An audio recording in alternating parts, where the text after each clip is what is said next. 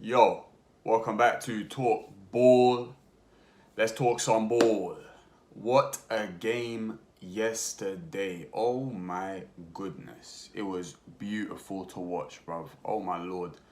Ballers across the pitch, just banging football from City, banging moments of football from Real. Yo, it was just sick, bro. You know, it's always good seeing matches like that where it's like sick managers, sick players, and they're just going at it, bruv. Like hard. You know what I'm saying? Hard. No one's kicking back. I feel like the what's the word? The abolishment? Nah, that's not a word. I'll just keep it simple, but I feel like the fact that they cut out the away games makes things very the away goal rule, sorry, makes things it hots things up, but it spices things up because you can't just say, you know what, I'm gonna just not concede a goal here at home and then try and bang a goal away, because if they score, then it's, you know what I'm saying, it's not about that no more. It's just, yo, we gotta bang goals, we gotta win these games, and it causes you to have to pull out like a mad level of, it causes you to pull out your best level of football like for each team. And you know what I'm saying, you end up with games like that 4-3 with just, oh bro, it was so banging. It was such a good game. Those games are like, oh. And as an Arsenal fan, you're just there like, oh man, we get smoked in this game, or you know what I'm saying, we're just not on that level yet.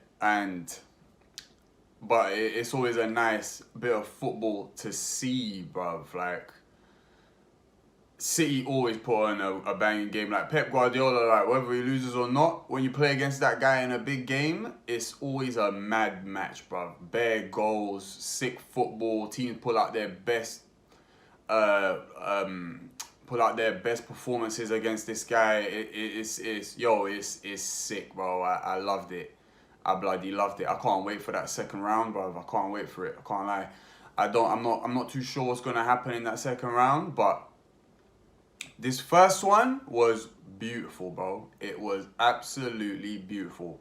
Morris was kicking ball, bro, kicking it, bro. He was proper kicking it. I think he got a bit I think he wanted the headlines a bit too much. There were moments where maybe he could have just said, you know what, let me just play it simple. But again, these games bring out that sort of attitude from the players. They want to be the stars. They want to be the guys that made the difference. And sometimes it goes right, and sometimes it goes left. But regardless, it was banging. Regardless, it was banging, bruv. It was sick. Whoever it went left for or right for it yesterday. I mean, obviously City won. Of course, they're going with a goal advantage. But when it was 2-0 up, I thought to myself, yeah, City can probably bang another goal here, but Real can definitely bang a goal here. If they hold it out till the half time with no goals conceded, with no more goals conceded than the 2-0, then they can definitely come back from this. But then Benzema comes through and he just plays and he just produces a finish of the highest caliber, bruv. And from then, things started getting a bit nervy for City. Like, and City are hardly ever nervy, but when you got a guy like that playing against you, that you know that from a pass like that, that shouldn't have been a goal. It shouldn't have been a goal. The finish was out of this world, bruv. It should not have been a goal. The guy volleys it on the side, on the inside of his left foot, off the post and in. Like, come on. It's from the angle as well. It was just amazing, bruv. And as soon as he scored that goal, the game changed, because up until then, City just looked like they were gonna rip it up. And as soon as they banged that goal, it's like, oh, all right, so yeah, these guys really do score from any situation, bruv. So we got to chill here a little bit, and they did not chill, bruv. They did not chill. Like it was looking a bit nervy for City at the back there. Like Diaz, who usually looks on point, started looking a bit, ooh, like, oh, you get me. And it's only right. It's only right when you're playing against a guy of Benzema's level, a guy that like understands phases of play and knows when to attack and when to not attack. He's truly a world class striker. Is Karim Benzema, and it was a pleasure to watch. It's been a pleasure watching that guy play this season, man. Like, he's popping up now. Last year he was good as well, but this year, oh my days, he's taking it to a next level. What's that? 41 goals in 41 games, I think it is. That's mad stuff. That's mad stuff. That's Ballon d'Or winning stuff, and it's not just like he's banging goals like in matches that don't matter and in situations that don't matter. He's banging goals when it matters, bruv. Like when it really matters. And a hattie against PSG, a hattie against Chelsea, a goal yesterday against City. He's really showing that he probably is going to take this Ballon d'Or. And I know it's not about goals, but it's about clutch moments. It's about, who made the difference this season. And I think that especially with this new change in the Ballon d'Or format, which means that the winner will be decided at the end of the season, I think Benzema is definitely in the lead for that. Like, and there's nobody else even close to what he's doing. Although I feel like if Liverpool win the Champions League, I think Mo Salah's probably just gonna get it oh yeah, he deserves it now after everything, he deserves it. But if Real win that champs, 100% Benzema's winning it, and I think that Benzema will probably even win it anyway. He'll probably even win that Ballon d'Or anyway, and it will be great for him. But proper sick player, but do you know how humble you have to be a striker of his quality, and to just accept the support striker role all that time that Ronaldo was there. I mean, I know of course it's Ronaldo in it, and more times you just gotta accept that role. But to be at that level and to say, nah, I'm gonna play here, because he could have gone to any team in the world, bro, and gone on and banged 35, 40 goals a season, every single season, bro, for any team that he wanted to play for. But this guy said, nah, bro, I'm here in the biggest club in the world. I'm here playing with like arguably the best player of all time. I'm gonna do my role in it. I'm gonna just play my role. Like, that's a real boss right there, bro. Like, a boss knows when to say, nah, I'll take a back step. And then when it's his time to shine, look what he's doing, bruv. Like, incredible stuff there. Incredible stuff. The game, like, the quality of the match was so high, but maybe it even suffered a little bit, the quality of the game, because neither team had their 100% starting 11. Like, I think City's midfield looked kind of lost. Like, I feel like Cruz got tasked with the defensive duties yesterday, and bruv, he looked sloppy. He looked like a guy that has never been put on defensive duties before. And, because his game is not that, bruv. His game is get the ball, recycle, play the right pass, keep the team ticking. Like that's what he's supposed to do, and he does that to an amazing level of quality. But I feel like yesterday he was tasked with marking guys, watching runs and things like that, and it didn't really work out for him too well. Like, I guess that Real don't have much other options in that position apart from Casemiro, because I don't know why Ancelotti would just decide to do that, because Ancelotti's a serious manager. Like, that's a man that understands the game, bruv. He understands what is needed in nearly every situation. And to put Cruz doing that, just, I don't know, kind of a bit suicide to me, in my opinion. But yeah, it must be because there's no Casemiro. Like, I can't see any other reason for that. I don't think Real Madrid got another defensive midfielder that would have been able to handle the situation maybe any better than what Cruz did. So yeah, like, I feel like when they come back for that second half, the second match, with the full 11, it's going to be even crazier, because it's not only Real Madrid. Like, City were missing their fullbacks. Like, they were fully missing their fullbacks, you know what I mean? And that makes a big difference to City's game, 100%. Like, having Fernandinho on the right back position, you saw straight away what it did. Vinicius exposed it immediately. And Fernandinho's a good player, but he's a good player in defensive midfield. He's not a good player at right back, especially not at this age. he got left disgustingly by Vinicius. And you know, it made a difference at the end of the day, getting those goals, especially like because they're banging goals as soon as the other team bangs it as well. Like it's like, yo, like relax, let us celebrate. These guys ain't even letting these players celebrate the goal, bro. You know what I mean? But apart from apart from that, apart from the lack of first team players that both sides had, they still pulled out probably the best game that we've seen in the Champions League so far, if we're not talking about the other Real Madrid matches against Chelsea. So, yeah, bro, it was bloody sick, bruv. My man of the match for that one there, it's a difficult one.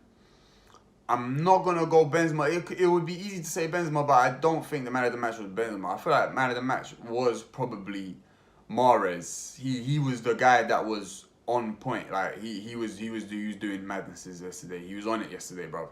He was really trying to prove a point as well. I could see it in the way that he was playing. He is a bit selfish as a player, but like that's just how his game is. And I feel like he took it maybe to our next level yesterday. He felt like he had who was the left back? He felt like he had Mendy. He kind of did have Mendy, to be fair. So he done his thing, bruv. He done his thing, and that's my man of the match yesterday. But there were so many good performers yesterday, man. Like so many good performers. Bernardo Silva, as always, making a mad match. He's sick, bruv. Bernardo Silva is such high quality football. He's one of the most underrated players in the Prem, in my opinion. Both of them are, Mahrez and Bernardo Silva, like very underrated players in the Prem. But yeah, Bernardo was sick. Mahrez was sick. Gabriel was good for these guys, and it was good as an Arsenal fan seeing that, because it seems like we are like proper in for him, and it looks like it could happen. And I would love to have Gabriel. I've been saying for a time, that guy's a quality striker, bro. Like very good striker. I feel like he's in the same mold as Aguero. Not obviously on the levels, but then again, he never really had the chance to show if he was those levels, because City, since Pep's been in there, they've not really been a team that uses a striker that much. Like Pep even had a fully fit Aguero at times, and he just wouldn't even play him. So if you're not even going to play Aguero, you're not going to play Gabriel Jesus, innit? But you know, as soon as he's come into the team, he's banging goals, bruv, and I feel like Arsenal definitely need that, bruv. We definitely need that. Apart from the sick players on the pitch, it was really a game of Ancelotti and Pep. I feel like that's a battle there of system against. It was a battle of excellent system against excellent judgment, because that is what Ancelotti brings to the game. He judges moments in a match so well that even when his team looks like they should be getting pumped, he can always just like say something to a guy like, yo, just do this now. From now on, do this. Yo, stop doing that one there. Do this now. And it just comes good for these guys. Like, how many times have I seen this guy bring on a substitute, and that substitute goes on and bangs a goal, or that substitute goes on and gets the assist, or that substitute comes on and changes the game. His football nous is extremely high, and I guess it would have been like I think he was centre back for AC Milan, and he won, I think 3 Champions Leagues with AC Milan, was it? If I'm not chatting shit, it was at least 2 Champions Leagues with AC Milan. And as a defender, you got to really understand, especially back then, the AC Milan teams were so they were so based on tactics, on how we can nullify the other team's threats and expose their weaknesses, that he was like really born in that type of judgment of the game, in that type of football where you have to just truly understand what's happening here and what is needed to win or to not lose, or to get whatever it is that you need out of that game. And Pep's going against this kind of manager, and I feel like Klopp's got a bit of that as well. I feel like Klopp is probably the perfect balance between the two, of having an amazing system and understanding what is needed in the game. And it just made for such a sick game, because you're looking at City, a team that like are so amazing on the ball and can just suffocate like anybody in a match. and they do it beautifully and produce like amazing goals and like sick moments against a man that against a Real Madrid team that has world-class players and are led by a guy that knows how best to use them and when to use them and what to tell them and what not to tell them. It's it was great, bruv. It was great. Like, I can't lie. It was beautiful seeing that. And again, bruv, I can't wait for that second round, bruv. Like, I can't wait for that second round. But I mean, I can maybe drop a little prediction in here for that game. But I don't think it will really. I don't think I'll hit the bullseye on that one because I don't know what's gonna happen. Like, over at the Bernabeu, we've seen that you can score goals there. Like, it can happen. Chelsea have done it, a less attacking team than City, but they just know what to do, bro. Real Madrid bang a goal when they need to bang a goal, and they've been like that for a long time. I feel like Ronaldo done something to these players, bro. They know when to pull out the madness, and it's done them well this season.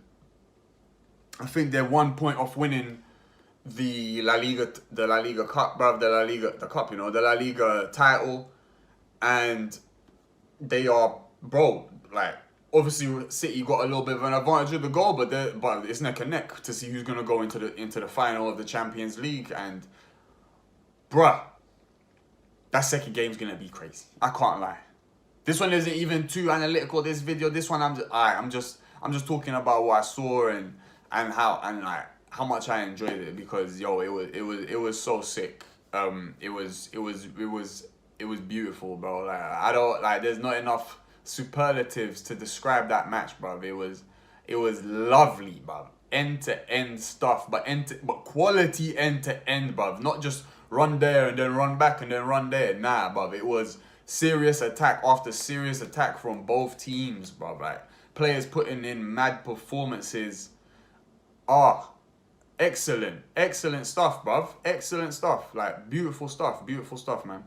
Like, when that next game comes out, I'll give a prediction for that. I will. Fuck. F it. I'll give a prediction for that, bruv.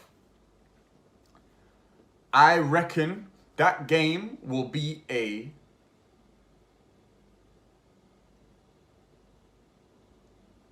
I'm going crazy. I'm going 3-3 draw. That's how I'm going. I think City will go through. I'm going 3-3 draw. And if it's not a 3-3 draw, I reckon it's going to go extra time. If it's not a 3-3 draw, I reckon it's going to go extra time. And I'm not even going to go so far as to predict what's going to happen there. But it could go to penalties. I'm saying 3-3 draw or it's going extra time. After that, I don't know what's going to happen.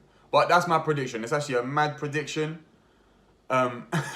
It's actually a mad prediction. But these games are mad, bruv. No one would have predicted what happened yesterday. No one would have predicted what happened with Real and Chelsea's game. So that's my prediction, bruv. 3-3 draw, always seeing an extra time in that match, bruv. But one thing I'm not even predicting, one thing I'm telling you, it's going to be a mad game. It's going to be a mad game because we know that City's not going to be sitting back. We know that. We know it. It's not going to be one where it's just Real Madrid piling on the pressure, hoping that City crack. It's not going to be that, bruv. City are going to still come out and try and bang another 4 goals. And Real Madrid are going to have the answers. They will. They will. I don't think City will clear it. I don't think City will win that game, but I think they'll win the tie in the 90 minutes with a draw. Like, I'm going 3-3 draw because I feel like City can definitely score more than 3 goals. But Casemiro's in at this time. So it's not like the midfield won't be as open, you know what I'm saying? Modric will have a bit more protection. Cruz will have a bit more protection. They'll be able to just do what they are supposed to do while Casemiro does what he's supposed to do. But, I think Pep will be ready for that as well. He'll know what's coming with that one as well. As long as he doesn't thrash out like he does in some of these matches. I feel like he's better in a two-legged match than he is in a final. So I'm going advantage City on this, and I feel like City will just scrape it and get through. But regardless of that, get ready for probably the waviest match you're gonna see this season. And unless, bro, you know what? It will be the second waviest match you see this season because the final, I feel like Liverpool's gonna smack with Villarreal. But the final between Liverpool and whoever it is that goes to the final with them, City or Real, is going to be the best game of the season. It's probably going to be the best game that we've seen probably since the Pep's Bayern versus Luis Enrique's Barcelona in the semi-final of the Champions League. And those to this day are the best matches that I have watched in football. Both of those games are the best matches that I've watched in football. So get ready for that, bruv. You lot get ready for that, because that game is going to be hot. Super hot fire, bruv. I can't wait for it. I can't wait for it, bruv. It's... getting shivers just thinking about it, bruv. The way these guys are going to turn up. Bro, Benzi said it himself, bruv. C'est mon histoire, bro. That's what guy said. C'est mon histoire, bro. He's here to make his mark. If they don't go through, best know Benzema's not going to be the reason for that. He's going to be putting it on City, bruv. He's going to be putting it on City, and you can tell he's taking leadership role in that club. He's the man now at Real Madrid. He's the man now at Real Madrid.